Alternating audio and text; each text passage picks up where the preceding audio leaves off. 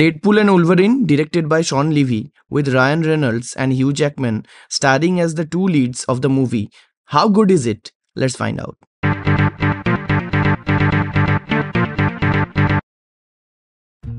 গল্পে শুরু হয় যখন প্যারাডক্স, প্লেড বাই সাকসেশন খ্যাত ম্যাথু ম্যাকফেডিয়ান, ডেডপুলকে অফার দেয় তার ডাইং ইউনিভার্স ছেড়ে দ্য সিক্রেট টাইম লাইন বা original Marvel cinematic universe join করার।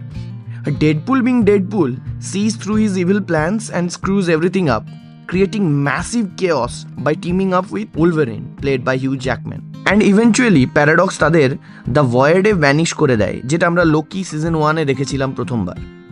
তারপর সেই ভয়েডে কি হয় এবং কার কার সাথে দেখা হয়, এটা নিয়েই basic story line.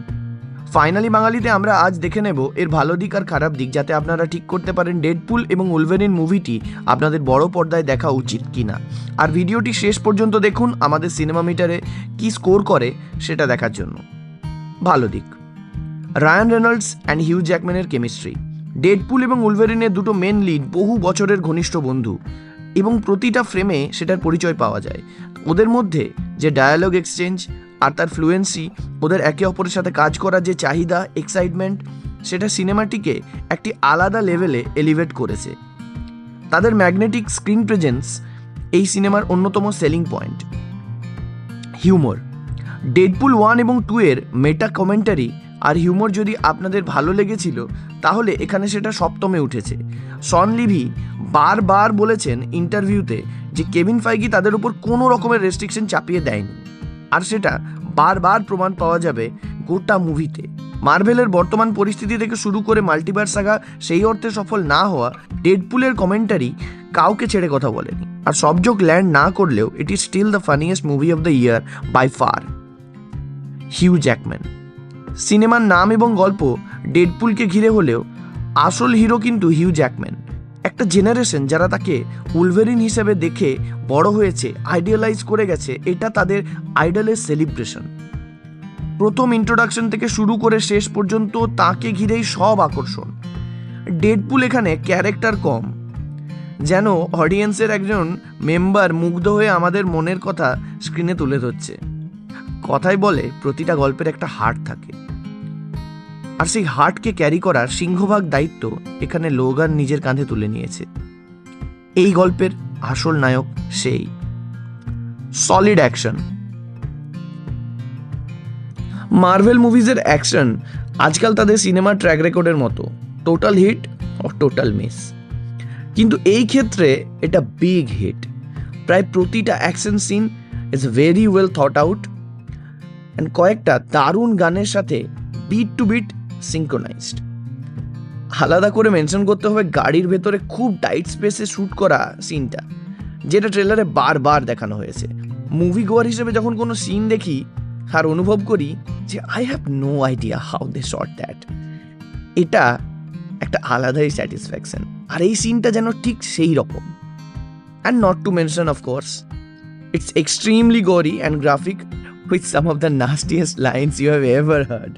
Also in that context, Indian censorship please আপনারা হালকা করে মরে যান। হাতে থামস আপের বোতল ধরলেও এত বড় বড় করে consumption of alcohol is injurious for health. ভাই 2 মিনিট আগে ডেডপুল কাটা মুন্ডু হাতে নিয়ে নাচ করছিল, সেটা খুব হেলদি ছিল না? This was extremely annoying and happened multiple times for prolonged periods and with several unnecessary beeps. খারাপ দিক, প্রপার প্লটের অভাব। সত্যি কথা বলতে অভাব না, এখানে সেই অর্থে কোনো প্লট নেই। Endgame, Infinity War, No Way Home যেমন আপনাকে 2-3 লাইনে স্পয়েল করে দেওয়া যেত, এখানে সেরকম কোনো ব্যাপারই নেই।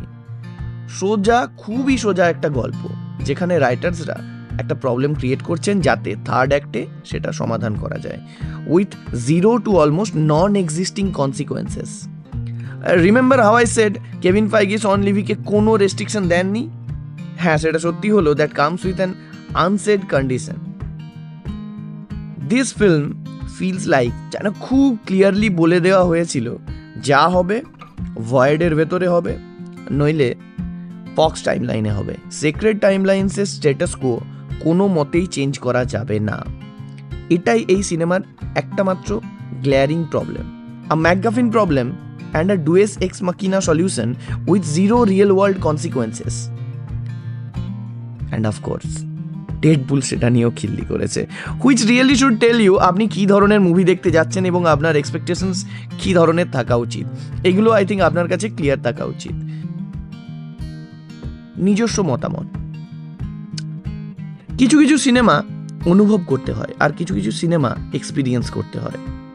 No prizes for guessing, Deadpool and Wolverine সেকেন্ডটা।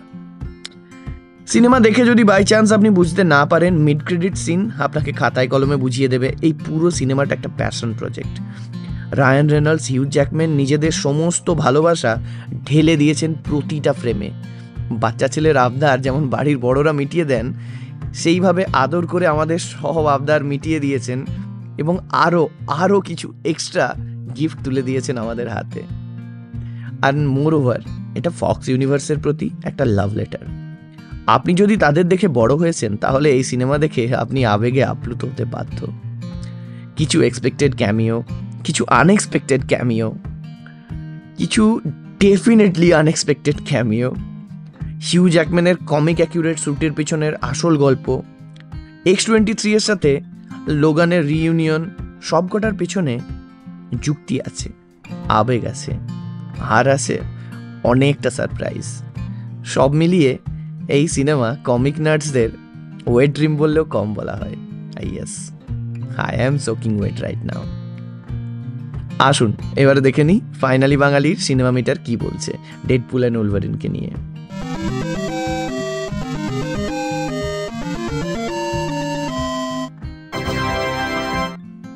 So the cinema meter has spoken, see it now.